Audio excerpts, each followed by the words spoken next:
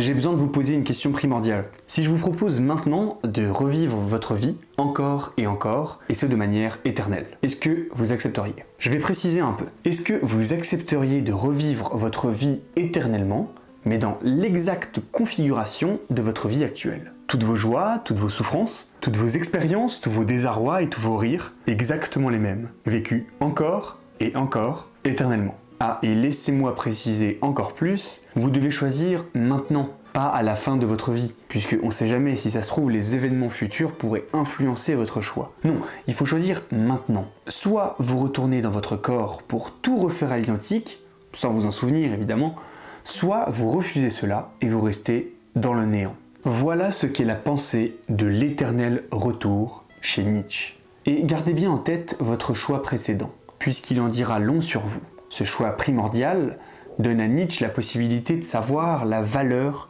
que vous attribuez à votre vie et par extension à la vie. Pour comprendre plus précisément ce que signifie l'éternel retour, un des plus formidables concepts de la philosophie, il faut d'abord se pencher sur le contexte dans lequel Nietzsche explore ce concept. Un jour, le philosophe était en balade dans les Alpes suisses et s'arrêtant près d'un rocher, il eut comme une vision, une sensation de certitude.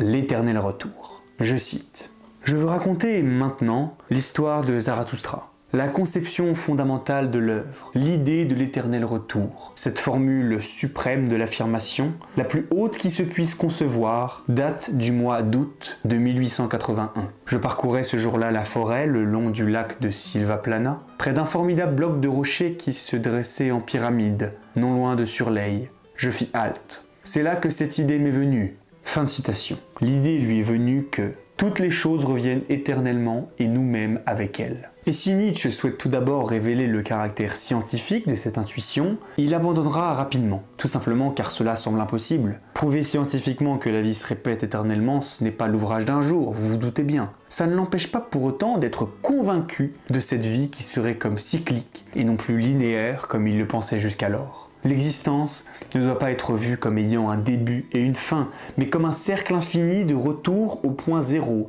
après avoir touché le point culminant. Tous les événements se répètent à l'identique encore et encore. Cette situation dans laquelle on est, dans laquelle vous êtes, également. Bon, effectivement, c'est compliqué de s'imaginer le monde en ces termes, mais c'est l'intuition de Nietzsche. Et son finalement abandon de vouloir prouver scientifiquement l'éternel retour, c'est ce qui le pousse à transformer cette vision en une sorte d'expérience de pensée à destination de ses lecteurs. La voici.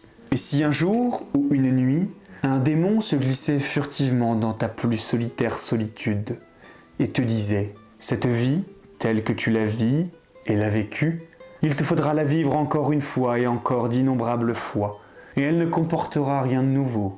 Au contraire, chaque douleur et chaque plaisir et chaque pensée et soupir et tout ce qu'il y a dans la vie d'indiciblement petit et grand doit pour toi revenir. Et tout suivant la même succession et le même enchaînement, et également cette araignée et ce clair de lune entre les arbres, et également cet instant et moi-même, un éternel sablier de l'existence est sans cesse renversé, et toi avec lui, poussière des poussières. Une chose est sûre, c'est que c'est bien écrit. Mais ce qui nous intéresse philosophiquement dans ce concept, c'est qu'il est presque entendu comme un test, un défi vital adressé à chacun de nous pour déterminer le camp auquel nous appartenons. Un test pour savoir si oui ou non, nous sommes capables d'aimer la vie telle qu'elle est, sans se réfugier dans des arrière-mondes, sans en avoir peur, en l'embrassant fièrement. Est-ce que nous faisons partie de ces personnes qui refusent la vie au point de préférer mourir que de revivre éternellement la même chose? Ou au contraire, sommes-nous tellement admiratifs et aimants de la condition vitale, dans ce qu'elle a de plus beau mais aussi de plus atroce, que nous serions prêts à le faire, à dire oui à l'éternel retour, à dire oui à la vie? En fin de compte, selon Nietzsche, ce test est le moyen parfait pour savoir si nous sommes des êtres actifs ou des êtres passifs, des forts ou des faibles. Et le pouvoir révélateur de cette expérience de pensée a le don de pouvoir catégoriser, disons, à ne pas entendre dans un sens négatif, même si Nietzsche ne s'en gêne pas, mais bien pour savoir à qui on a affaire. Sommes-nous en présence d'une personne arborant une grande volonté de puissance, ou au contraire en présence d'une personne en possédant que très peu? Je rappelle le refus catégorique et le combat que mène Nietzsche contre les religions, notamment le christianisme, qui vante les arrière-mondes, c'est-à-dire des endroits qui ne font pas partie de ce monde, mais qui sont placés en tant qu'idéal. L'idée de paradis et d'enfer sont des arrière-mondes, par exemple.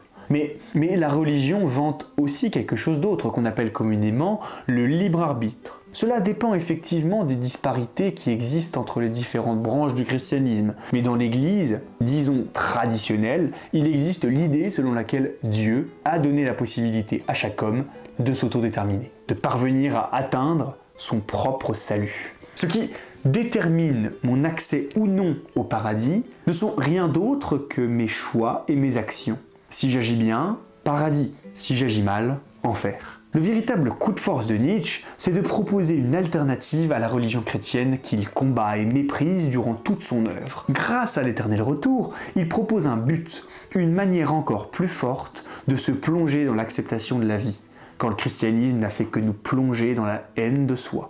Il nous donne avec ce concept le moyen de croire à la vie éternelle, comme les croyants, mais de ne pas la vivre ailleurs, après la mort, mais bien dans cette vie, ici et maintenant. Mais si j'accepte de dire oui à l'éternel retour, si j'accepte d'y croire, je ne crois alors plus au libre arbitre, je crois au destin. Si ma vie est un cycle, et que je répéterai encore et encore la même existence, et ce une infinité de fois, alors on ne peut pas vraiment dire que mes choix de vie soient très libres, vous en convenez.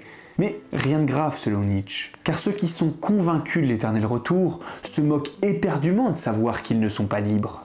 Vouloir absolument qu'il y ait du libre arbitre, c'est une position réservée à ceux qui jugent la vie, à ceux qui n'y trouvent pas leur compte, les forts, c'est-à-dire ceux qui ont une volonté de puissance ascendante à destination de l'affirmation vitale, sont animés de ce que Nietzsche appelle un amor fati, littéralement un amour du destin. Ils acceptent ce qui arrive à bras ouverts, non pas comme une résignation, mais bien comme un amour du destin tel qu'il est, ce qui conduit inévitablement à une suspension des sentiments de regret, mais également du sentiment d'espérance.